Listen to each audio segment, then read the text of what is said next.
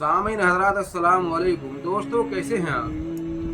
हम उम्मीद करते हैं आप सब खैरियत से होंगे और हम भी खुदा के फजल करम से सब खैरियत से हैं। दोस्तों, जैसा कि हमारा मौक़िफ़ है अहले बैत की शान, फजीलत अहले बैत बयान करना, तो हमारा आज का जो मौजू है कल ही के मौजू से मिला हुआ है। यानी कल जो हमने बात की थी वो फ़िरक़े वारियत के ऊपर बात की थी कि नबी पाक सल्लल्लाहु अलैहि वसल्लम ने जो फरमाया कि बनी इसराइल में 72 फ़िरक़े थे और मेरी उम्मत में 73 फ़िरक़े होंगे।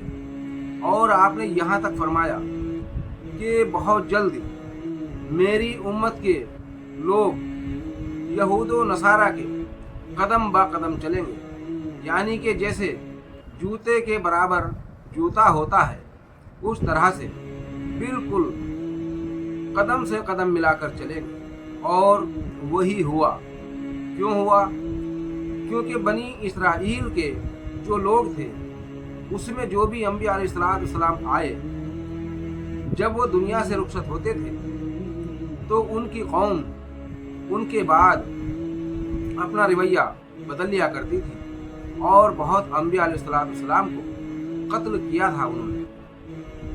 नबी पाक सल्लल्लाहु अलैहि वसल्लम ने इसीलिए फरमाया कि मेरी उम्मत बहुत जल्द कुछ लोग ऐसे होंगे जो उनके नक्श कदम पे चलेंगे। और वही हुआ, क्योंकि नबी पाक सल्लल्लाहु अलैहि वसल्लम को तो इस उम्मत ने नहीं शहीद कर सके या कुछ कर सके, मगर उनके नवासों को, उनकी अहल व अयाल को कत्ल करने में, शहीद करने में कोई कसर बाकी नहीं रखी।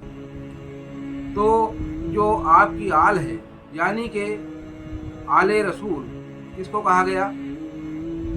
मौला इमाम हसन, मौला इमाम हुसैन अलैहिस्सलाम को आपको कहा गया सिफ़ते पैगंबर। यानी कि मौला इमाम हसन, मौला इमाम हुसैन अलैहिस्सलाम का लक़ब सिफ़ते पैगंबर का है। सिफ़ते पैगंबर किसको कहते हैं? सिफ़ते पैगंबर कहते ही उसको हैं जिसके अंदर अंबिया अलैहिस्सलाम की सिफ़त मौजूद हो। वो सिफ़त उनके अंदर मौजूद थी, फिर भी इस कौम ने, इस उम्मत मुस्लिमा ने ज़रा सी भी झिझक ना की और उनको कत्ल कर दिया। तो नबी पाक सल्लल्लाहु अलैहि वसल्लम की वो हदीस सच्ची साबित हुई कि नहीं हुई। अब ये क्यों हुआ ऐसा? ये हमने इसीलिए इस मौजू को रखा है कि आखिर इसकी वजह क्यों पेश आई और ऐसा क्यों हुआ जो आले रसूल को कितने सालों के बाद, सिर्फ 60 साल का ही तो, 50 साल का ही तो अरसा हुआ था। नबी पाक सल्लल्लाहु अलैहि वसल्लम का जो मिसाल है 11 हिजरी का हुई और सन 61 हिजरी में करबला का वाक़या पेश आया। तो दोस्तों, 50 साल में ही ऐसा क्या हो गया था, ऐसा क्या कुछ बदल गया था जो ये वाक़या पेश आया, करबो बला हुई। और करबो बला में जो हुआ वो तो कहते हैं कि शहादत ये तो अल्लाह की तरफ से तय थी, मंजूर थी, मगर जो जुल्म सितम अहले बैत पर किया गया, क्या वो भी तय था?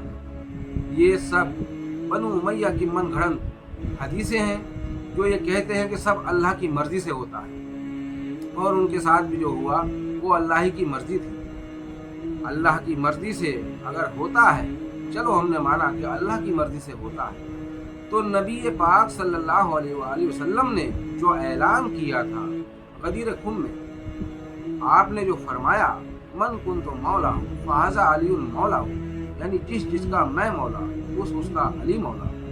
तो क्या वो ऐलान अल्लाह के नबी सल्लल्लाहु अलैहि वसल्लम ने क्या अपनी मर्ज़ी से किया था? वो ऐलान भी तो अल्लाह ही की मर्ज़ी से हुआ था। अगर वो ऐलान अल्लाह की मर्ज़ी से हुआ था तो उसको तमाम उम्मत मुस्लिमा ने फॉलो क्यों नहीं किया?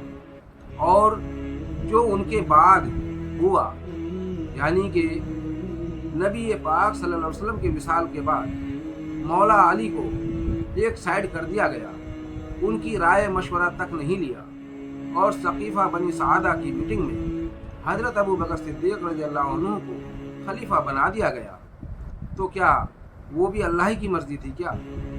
اللہ کی مرضی تو وہ تھی جو نبی پاک صلی اللہ علیہ وسلم نے اعلان کیا تھا کہ میرے بعد دونوں کی اتباع کرنا، قرآن یا اللہ کی کتاب اور میری اہل بیت، اور کوئی مغالطے میں نہ رہے کہ نبی پاک صلی اللہ علیہ وسلم نے ٹھیک سے سمجھایا نہیں۔ اسی لیے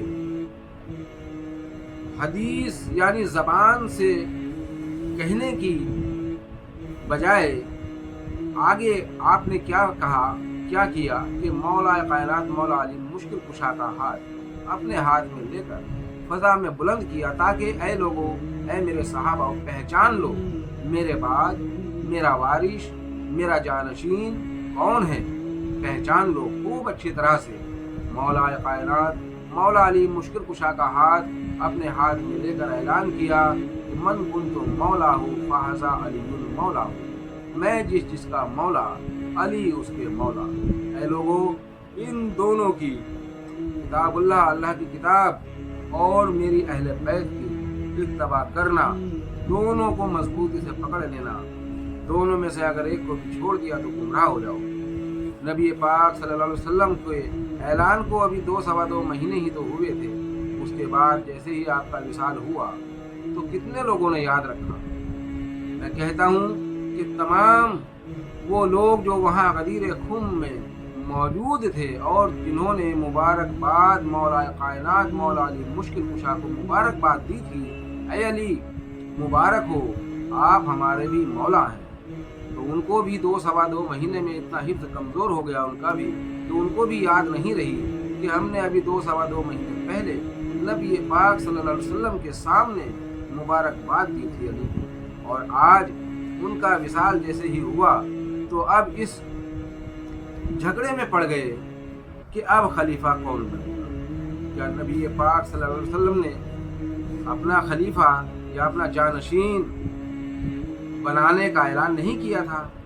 اگر اس بات کو سمجھ لیتے تو یہ فرقے بازی آج نہیں ہوتی۔ السلام علیکم۔